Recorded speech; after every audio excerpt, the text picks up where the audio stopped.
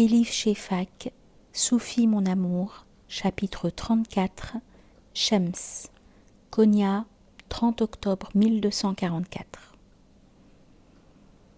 Bien avant que je rencontre Rumi, la veille, je me suis assis sur mon balcon à l'auberge des vendeurs de sucre.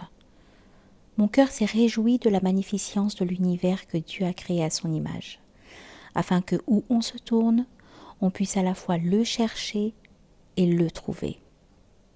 Pourtant, les êtres humains le font rarement.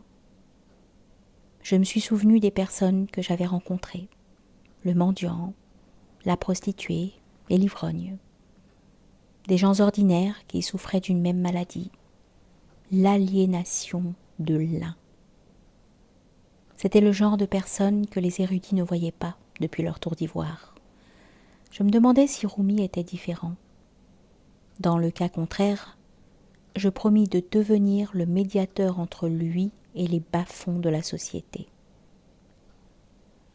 La ville dormait enfin. C'était le moment de la nuit où même les animaux nocturnes hésitaient à troubler la paix qui régnait.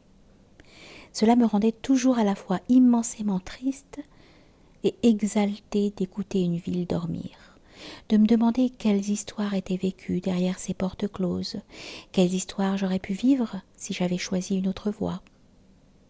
Mais j'avais fait un choix, ou plutôt, la voie m'avait choisi. Je me suis souvenu d'un conte.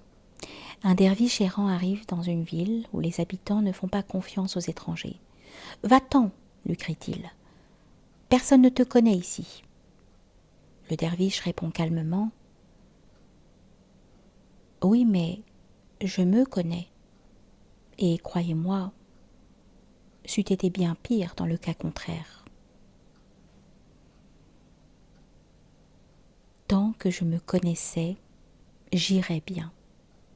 Celui qui se connaît l'un. La lune me baignait dans sa lueur chaleureuse. Une petite pluie aussi délicate qu'un foulard en soie commença à tomber sur la ville. Je remerciai Dieu de ce moment béni et me remis entre ses mains. La fragilité, la brièveté de la vie me frappèrent de nouveau. Et je me souvins d'une autre règle. La vie est un prêt temporaire et ce monde n'est qu'une imitation rudimentaire de la réalité. Seuls les enfants peuvent prendre un jouet pour ce qu'il représente. Pourtant les êtres humains, soit s'entichent du jouet, soit irrespectueux, le brisent et le jettent. Dans cette vie, gardez-vous de tous les extrêmes, car ils détruisent votre équilibre intérieur. Les soufis ne vont pas aux extrêmes. Un soufi reste toujours clément et modéré. Demain matin, j'irai à la grande mosquée et j'écouterai Rumi. Il est sans doute un grand prédicateur, tout le monde le dit. Mais en fin de compte, l'envergure et la portée de tout prédicateur sont déterminées par celle de son auditoire. Si les paroles de Rumi ressemblent à un jardin en friche, plein de ronces, d'herbes, d'arbustes et de buissons, c'est toujours au visiteur de choisir ce qui lui plaît. Les belles fleurs sont immédiatement cueillies et peu de gens prêtent attention aux plantes affligées d'épines et de poils. Mais en vérité, on peut souvent en tirer de grands médicaments. N'en va-t-il pas de même dans le jardin de l'amour ? Comment l'amour serait-il digne de son nom si on ne choisissait que les bonnes choses et qu'on délaissa les épreuves ?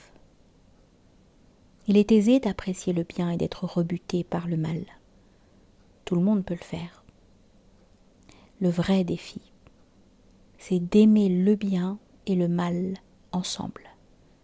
Non parce qu'on a besoin de prendre le rugueux avec le doux, mais parce qu'il nous faut aller au-delà de ce genre de description et accepter l'amour dans sa totalité.